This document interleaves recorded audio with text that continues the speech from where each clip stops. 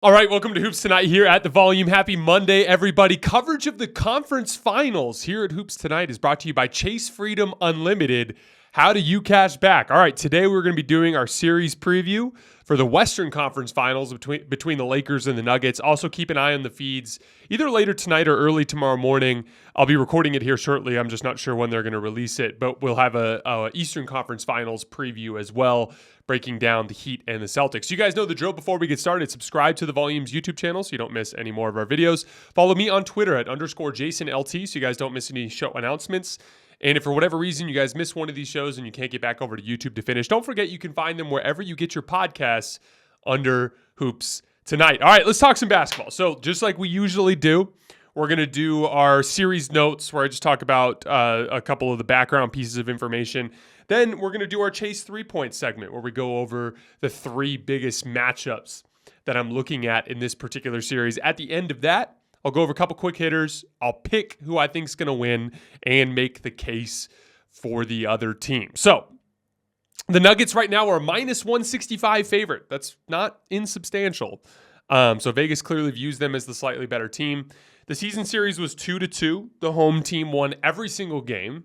And all four games were January 9th or earlier. So none of the trade deadline pieces involved. The games that the Lakers beat the Nuggets, one in particular, Anthony Davis was out. They went small. They were running up and down the floor crazy in transition. The other one they won with Anthony Davis was also a great transition effort because they had lost a game early in the season with bad transition defense.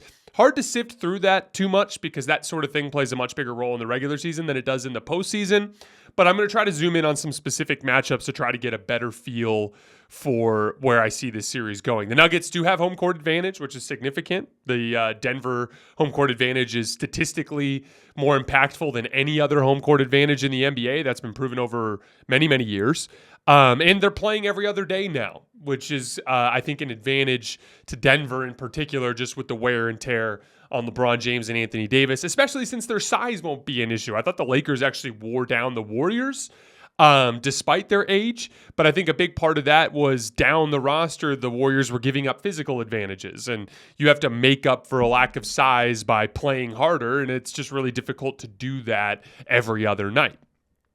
All right, so these are our Chase 3 points. Number one, can Nikola Jokic force the Lakers to consistently send multiple defenders towards him in the Anthony Davis matchup? So the two most common play types logged by Nikola Jokic so far in this postseason are, as you could probably guess, pick and roll man possessions and post-ups. Post-ups are actually number one, and pick and roll man possessions are number two. Anthony Davis is the best defensive player in the world, and we all saw just the latest example of that against the Golden State Warriors in the last round, as after Steph Curry ripped through the entire league last year in the postseason and then ripped through the Sacramento Kings in round one, he had his least efficient playoff series since the 2019 second round series against the Houston Rockets. So for all the Nuggets fans out there talking about how great Jokic is and how great the Nuggets offense is, I agree with you guys about those things. But guess what? If there's one guy that you could say is probably a better offensive engine than Nikola Jokic, if there's one guy, it's Steph Curry. And if you think Jokic is number one, the guy you're saying number two is Steph Curry, and there certainly isn't much of a gap there. Everything that you're thinking about Jokic and the way he can warp a defense and the problems he can cause for teams, the same could be said for Steph Curry, and the Lakers held him to his least efficient series since 2019 and held the Warriors significantly below their regular season offensive rating. Had 6 halves, I believe, where they held them under 50 points and a half. It was a dominant defensive effort. So we have to at least consider the possibility that Anthony Davis could have a similar impact on this Denver Nuggets team. Now, this Denver Nuggets team does have, I believe, more aggregate offensive talent than the Warriors. That goes without saying. So I would absolutely say that this is a better offense overall than the Warriors. So it'll definitely be a challenge, but this will also be the weakest defense that the Lakers have faced so far in this postseason after facing the Defensive Player of the Year and the third-ranked defense during the regular season in the Memphis Grizzlies, and a Warriors defense that wasn't as good as they were last year statistically, but had the same core players that they had when they were the number 2 ranked defense and won the championship last year with Draymond Green and Andrew Wiggins and Gary Payton II. And despite all of that, they still finished ahead of the Denver Nuggets in regular season defensive rating. So there's no doubt that strictly from the standpoint of defensive personnel, the Lakers are facing an easier matchup than they faced in a long time, which makes it difficult to predict, but we're going to do the best that we can. So as we zoom in on the post-up possessions and the pick-and-roll possessions, to me it comes down to, can the Lakers consistently play those actions 2-on-2 or 1-on-1? So in the post, can Anthony Davis guard Jokic without too much help? It's one thing to, kind of gap down and kind of stunt at the basketball. It's another thing to hard double, right? If Anthony Davis can get away with never having to hard double on the Jokic post-ups, that means they can guard it 1-on-1. In pick-and-roll, you can have your shell drill and guys can be ready to help when they need to, but if you can guard the Denver Nuggets 2-on-2 in pick and roll, that goes a long way towards your ability to stop them. Why? Because as you go down the roster, Kentavious Caldwell-Pope, Michael Porter Jr., Aaron Gordon, Christian Brown, Bruce Brown, those guys, Jeff Green, those are all guys that's pretty much that plus Jamal Murray is basically the rotation that they shrunk down to there over the course of the Sun series. All of those guys are guys that are capable of making plays against closeout situations, right? So when the defense is already warped, Michael Porter Jr. is best spot-up player in the league this year. Kentavious Caldwell-Pope, I've said before, is one of my favorite role player 2 guards in the entire NBA. Loved rooting for that dude when he was a Laker. Christian Brown and his athleticism in transition, and he can make plays cutting out of the weak side corner, occasionally knock down a corner 3. Bruce Brown can run pick and roll, run dribble handoffs. He can get out in transition. Jeff Green obviously has been a solid role player in the NBA playoffs for a half decade now. All those guys are great, but in a set defense situation, they're not guys that are going to consistently beat you attacking like set defenders with help behind. Like, they need advantage situations. So everything comes down to Nikola Jokic and Jamal Murray and their ability to bring in multiple defenders. Jamal Murray is an excellent player.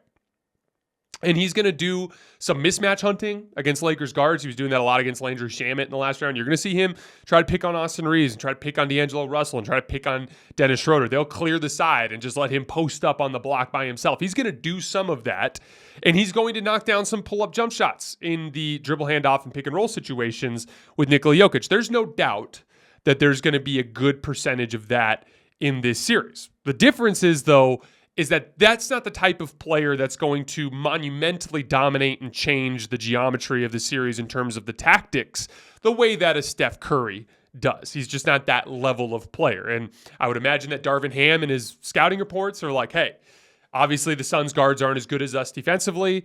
He lit them up. If we can hold him to a 25 point per game average in the series on 20 shots per game, 22 shots per game, where his efficiency isn't quite where it needs to be, I think that the Lakers would be happy with that, especially if they can guard those actions 2-on-2 and not have to overhelp on the weak side. I think their biggest concern is giving up the wide open shit to guys like Michael Porter Jr. and things along those lines. So again, down the roster, there is talent there and it's a really good fit, but fundamentally it depends on Nikola Jokic and his ability to warp the defense. So if Anthony Davis, as a pick and roll, an inverted pick and roll defender, can protect the rim and not concede too much pull-up jump shooting, and in isolation or post-up situations, if he can contain Jokic on an island, that goes a long way to giving the Lakers an advantage down the roster. Especially as we go down the roster for the Lakers roster and you're getting LeBron James and Austin Reeves, right? Like you're actually getting higher level players from the Lakers down the roster. Again, and this will be a theme as we get to our predictions, but if Denver wants to win, Nikola Jokic needs to soundly outplay Anthony Davis, which is certainly on the table, but Steph freaking Curry, the defending finals MVP, just got outplayed by Anthony Davis based on what he could do on the defensive end of the floor. So don't sleep on Anthony Davis's ability to win that matchup. He is capable. Let's start at the post for starters. So Nikola Jokic does have the ability to dislodge Anthony Davis.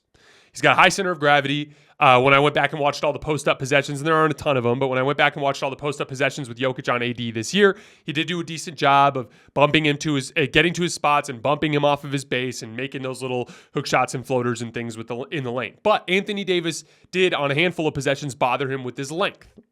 Foul trouble in particular is going to be a big factor in this series. Dwight Howard in 2020 spent a good portion of the series guarding Nikola Jokic, so they got to split fouls. Dwight could be super aggressive. He could pick up 3-4 fouls a game, and it was all just kind of part of the game plan to try to frustrate Jokic. That's not a factor anymore. There's not a soul on the Lakers roster that has a hope in hell of guarding Nikola Jokic except for Anthony Davis, so it's important. But that same factor plays the other way. The Lakers are one of the very best teams in the league at drawing fouls. Now, I will say Denver is much better at defending without fouling than Golden State was, so I don't expect to see the same type of free throw disparity that we did in the Golden State series, but the Lakers are good at drawing fouls. So foul trouble for Nikola Jokic, foul trouble for Anthony Davis, those are going to be big factors in this series. That said, with AD post-up defense against Jokic, I think that favors Denver early in the series, but it'll favor LA later in the series. I think that AD is too smart and too physically gifted not to eventually figure out a way to slow down Jokic in the post. But don't be surprised if early in the series, when AD doesn't quite have a feel for him yet, if Jokic has a lot of success in the post. Looking at pick and roll, it's a similar concept to what they were doing to the Warriors, right? Like you're going to try to chase over the top of the screens with AD in some kind of drop coverage. He probably won't be as high up as they were against the Warriors because they were more willing to give up roll man possessions to the Warriors than they will be to Jokic, because Jokic is, in my opinion, the best roll man in the league and shoots 70% on all those stupid push shots and floaters on the short roll, right? So my guess is it's going to be a deeper drop, which means it's going to be a higher responsibility on the guards for the Lakers to chase over the top of those screens, which they did a decent job of in the last round. And most importantly, trying to contain Klay Thompson and Steph Curry coming over the top of those screens is a different type of challenge than Jamal Murray and KCP. Jamal Murray's a great pull-up jump shooter, but just not in the same stratosphere as Steph Curry, and KCP is a different type of player than Klay Thompson. So it's definitely going to be a different type of coverage, but it's going to be the same concept. Anthony Davis trying to dissuade those pull-up jump shots as best as he can while staying back to protect the rim, namely because of Jokic on the roll and the guards chasing over the top of the screen.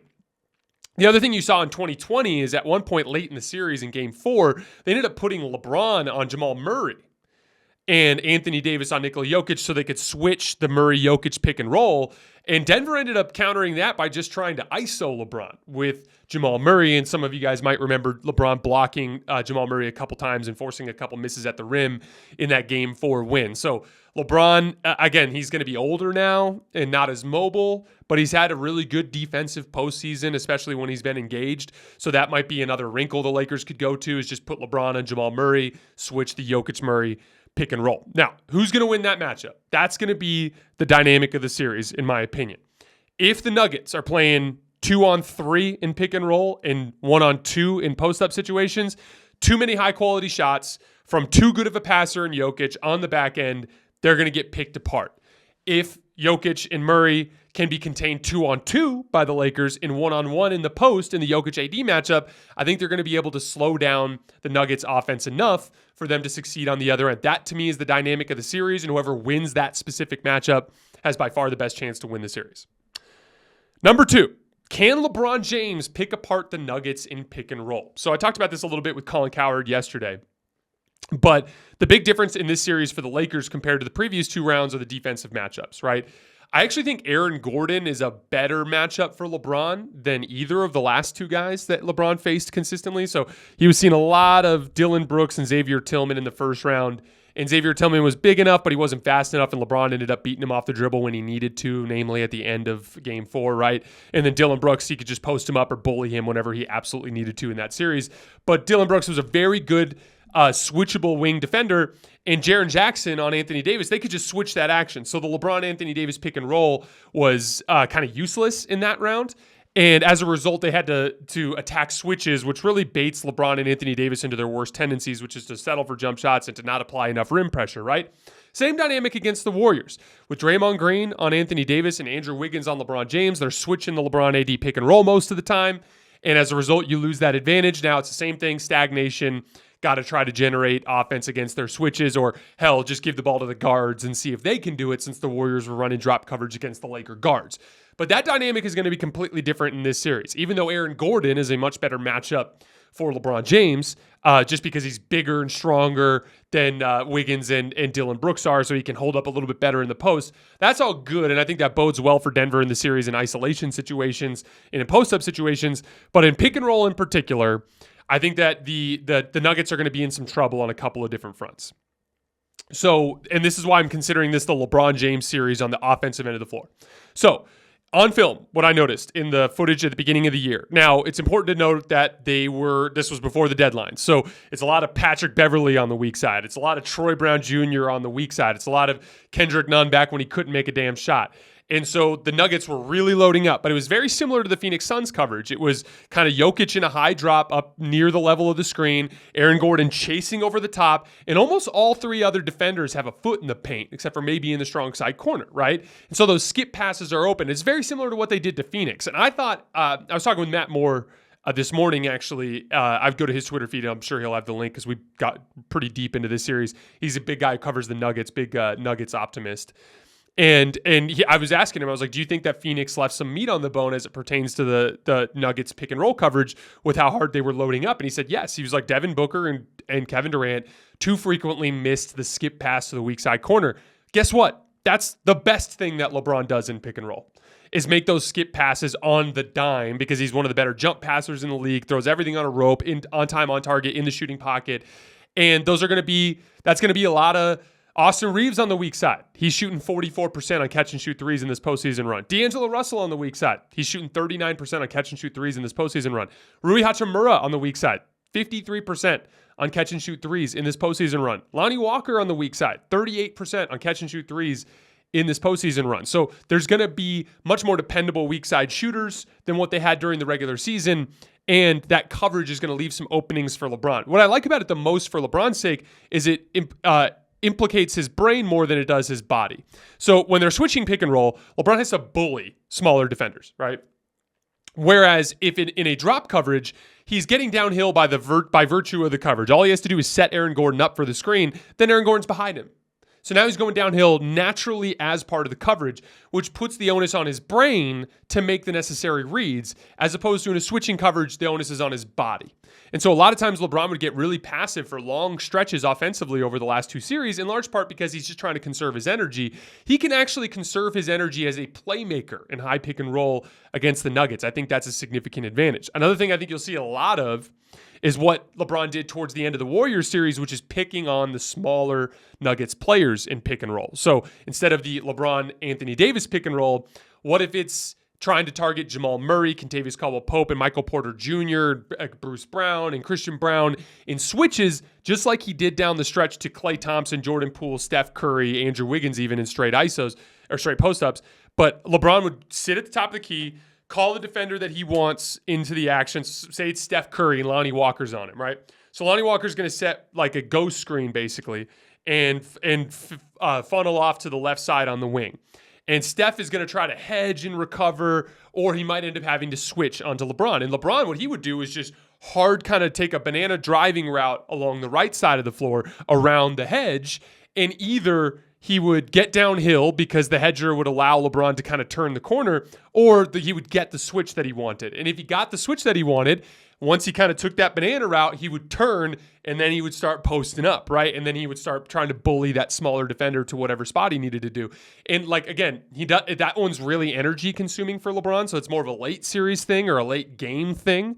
But LeBron attacked Moses Moody. LeBron attacked Dante DiVincenzo. He attacked Steph Curry, Klay Thompson, Jordan Poole. Like, he was relentless attacking the Warriors' smaller defenders towards the end of that series. Don't be surprised if you see a lot of that against the Denver Nuggets to try to take advantage of his size there over the course of the series. Number 3, who will win the battle of the bench? So both teams lack a backup center. And this in particular is very interesting to me because over the course of this postseason, LeBron's plus-minus numbers have not been very good. And a big part of that, or his on-off numbers, I should say. And a big part of that is because the Lakers don't have a backup center. And one of the things that Taylor Jenkins did with the Memphis Grizzlies is he flipped Jaren Jackson's rotation. Jaren Jackson during the regular season was on Anthony Davis's rotation. He switched it up because Darvin Ham wasn't switching his rotation to make sure Jaren Jackson was on the floor for all of the Laker bench group minutes. And they really struggled with that. That Laker bench group really struggled with Jaren Jackson at center, keeping him off the glass and keeping him away from the rim. In like 4 of the 6 games, there were a couple games where the Lakers held up okay, but for the most part, they struggled in that group. Same thing for the Warriors. Kevon Looney's out there. and just destroying Rui Hachimura on the glass. They couldn't get a damn defensive rebound to save their lives. Excuse me. So that bench group has been an issue for the Lakers throughout the postseason. Well, Denver also has a similar issue with their bench group. They don't have a backup center. They don't have enough shot creation or defense in that lineup.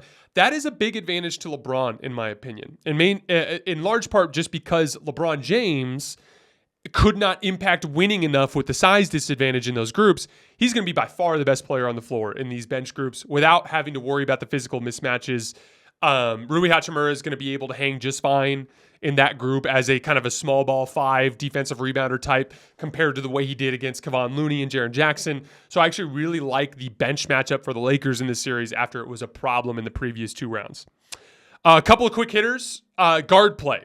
Can Bruce Brown, Kentavious Caldwell-Pope, and Jamal Murray outplay Dennis Schroeder, Austin Reeves, and D'Angelo Russell?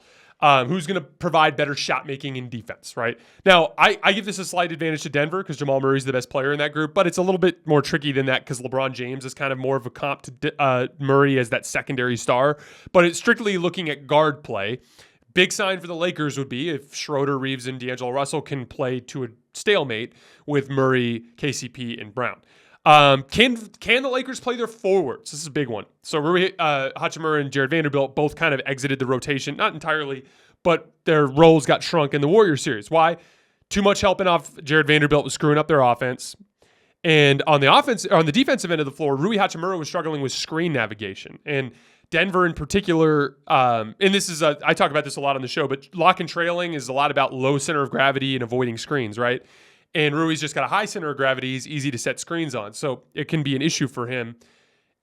This series is going to have some similar stuff. Michael Porter Jr. runs a lot of off-screen action. Kentavious Caldwell-Pope runs a lot of off-screen action. If Rui ends up in one of those matchups, he could be in a situation where he could struggle. I think Rui's going to have to play when LeBron's off the floor so he can guard Aaron Gordon as much as possible, or Jeff Green, someone like that, so he can kind of be more in a help situation and be around the rim as a defender, rim protector, and defensive rebounder. But the Lakers need their forwards to be an effective defensive rebounding team. You saw that a lot against the Warriors where they ended up going small, and then they gave up 12 offensive rebounds in the first half because you've got 3 guards on the floor, and LeBron James and Anthony Davis have to do so much physically to overcome that. So can the Lakers forwards play big minutes? That's going to be another one. Last but not least, transition. I mentioned this at the start of the show, but Jokic knows how to punish AD when he's lazy. He sees when he's on the floor. He sees when he's bitching at the refs, and he sprints and tries to get a cross match and a quick post seal. He also can beat the Lakers in transition with outlet passes. So bigs running the floor, particularly AD, that's going to be a big one in this series as well. My 3 points were brought to you by Chase Freedom Unlimited. Earn 5% on travel purchased through Chase, 3% on dining, including takeout, 3% on drugstores, and 1.5% on everything else. How do you cash back? So my prediction, I'm picking the Lakers in 6 games. I think Anthony Davis will significantly hamper Denver's defense, just like he did every other offense he's faced in this postseason. Golden State was a top 10 offense in the regular season. They had a 115.1 offensive rating in the regular season. The Lakers held them to 110.2. The Grizzlies were 11th in offense. They had a 114.7 offensive rating in the regular season. The Lakers held them to 102.8. So utterly stifled their offense. Again, this is the better offense than either of the two they faced. But just like I said with Steph Curry, you'd be foolish to think that Anthony Davis can't have a similar impact on Jokic, at least to some extent. I also think this will be by far the easiest defensive matchup the Lakers have faced so far in the postseason. Memphis was the number 3 regular season defense. We talked about all defense defender on LeBron and Dylan Brooks, and then the defensive player of the year guarding Anthony Davis. Golden State, you've got the best defensive player of this era in Draymond Green guarding Anthony Davis, and you've got Andrew Wiggins, who I said after last year's postseason might be the best perimeter defender in basketball guarding LeBron James. And they just have better personnel, right? Both of those teams just have better defensive personnel than what Denver brings to the table. That puts a lot of onus on LeBron James to be the offensive maestro that he's capable of being, and I think he's got to dominate that end of the floor. To me, it's LeBron's series offensively. It's Anthony Davis's series defensively. If Nikola Jokic can defend well enough to slow down LeBron on offense, and if he can punish Anthony Davis enough on the other end of the floor, I think the Nuggets can win, but I believe the Lakers will win those matchups at least to some extent, so I am picking the Lakers in 6. Denver's path to victory is pretty simple. Jokic has to dominate AD. If he does and forces consistent help, or gets Anthony Davis in foul trouble, I think this could be over quick. As a matter of fact, if Denver wins this series, I think it'd be in 5 games. I think they would win games 1 and 2, be 2-0, steal one in LA to make it 3-1, and then close out the series in 5. So picking the Lakers in 6, wouldn't be the least bit surprised if Denver won. I have a ton of respect for those guys, but I'm riding with the Lakers right now. I think they're a much better defensive team, and I think they're capable of picking apart this Nuggets team enough to advance. All right, guys, that's all I have for today. We will be back shortly with our Eastern Conference Finals preview.